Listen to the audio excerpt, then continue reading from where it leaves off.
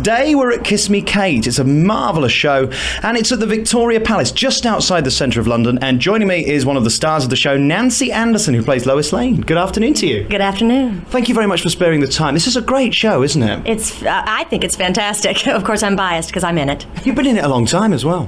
Yes, I've been in it here in London since it opened in October, but before that, I was doing the American National Tour, which started rehearsals in last May, and we toured. I was with it for June, July, and August until they suddenly called me and said I have to come straight away to London. Were you pleased to get that call? Oh, it was a dream come true. Recently in my life, it seems that I say things and they come true. I don't want to jinx it. Knock on counter.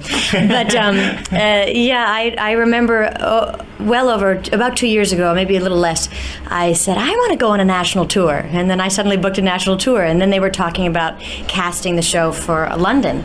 And I thought to myself, I'd love to go to London. And then the next thing I know, it's a nice lucky streak, I guess. Touring a show must be quite difficult to doing it in the same place for a long while, because at least you've got a different venue every couple of weeks. What's it like being in the same place for months on end? Well, I think it's probably more ideal to be in the same place. Living out of a suitcase is not for everybody.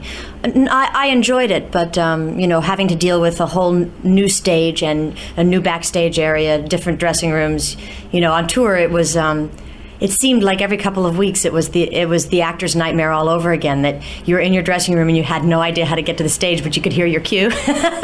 So it's really been lovely to be able to come here and set up a life and have a home and your coffee shop and your grocery store and be able to go to work like a normal person. Oh, come on, you must have seen a Starbucks before you came to London.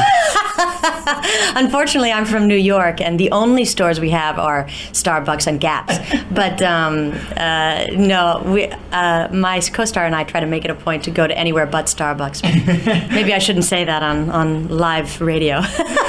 I suppose it must be interesting for you because you were born in Massachusetts, is that right? That's right, right outside of Boston in a town called Needham. And then moving to New York, a different place completely, isn't it? Well, certainly, because people in Boston are groomed to fear and despise New York.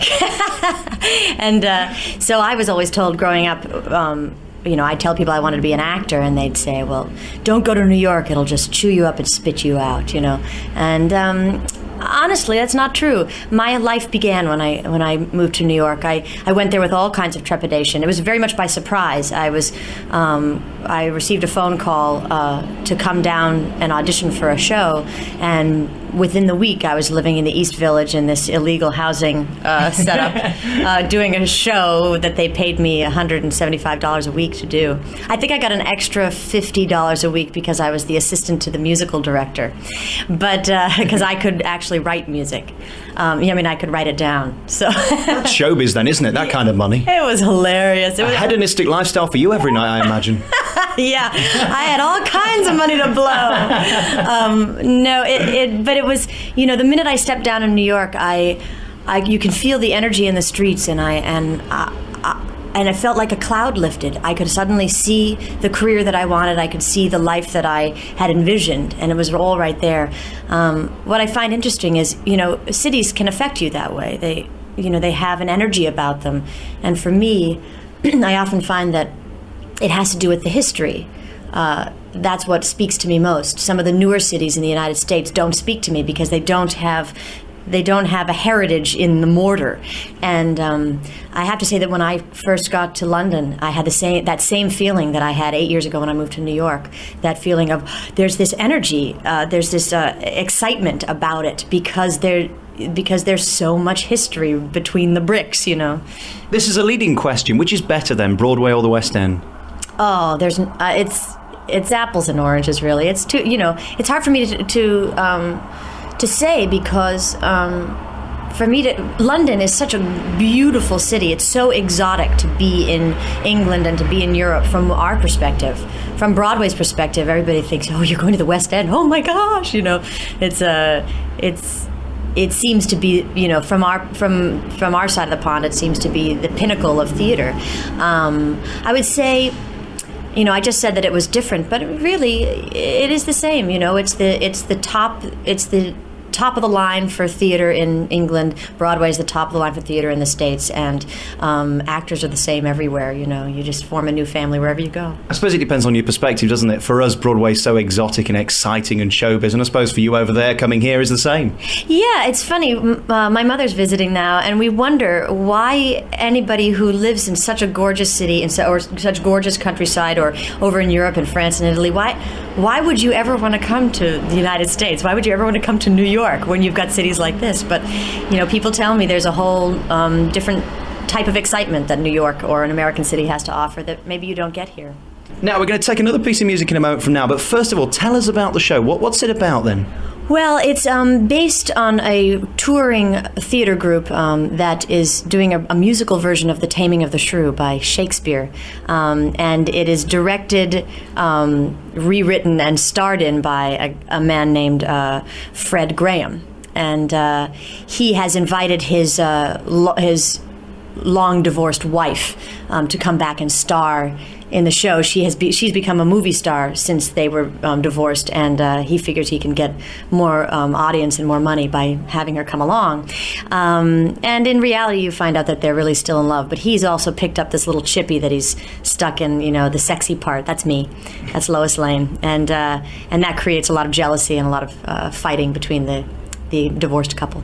It's a very funny show, this, and a very loud one as well, isn't it, in places? It's loud. I guess it is. There's a lot of yelling and screaming and laughing. I mean, when you've got a shrew, she's always running around screaming, and she's chasing her sister, which is me, so I'm running around screaming, and it's hilarious.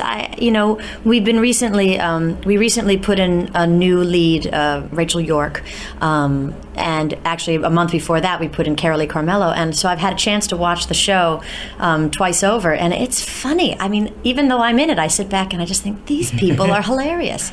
I'm not watching myself, so I can say that. It is, and it's quite a simple show set-wise, and it leaves a lot to the imagination, and that's what's good about it, because some of the newer shows that come in, it's all about the set and the lighting, but this is a great show with funny lines and a great script. Absolutely. I mean, the set is interesting because there's a backstage set which has to be sort of solid and iron and wood, and my co-star Michael Bress has to be able to climb up it, and then the show set has to look like it's a cheap touring production, so they're just these flats that waver back and forth every time you slam a door, and I think what's nice about that is that when you don't have too many buzzers and lights going, you have a chance to really listen to the storyline and listen to the words, and with Shakespeare and Cole Porter, listening to the words is of paramount importance. Well, I'm in the West End today here at the Victoria Palace. Kiss Me Kate is the show, Nancy Anderson's the star, and we'll take the title song from the show, Kiss Me Kate, on Rupert in the afternoon.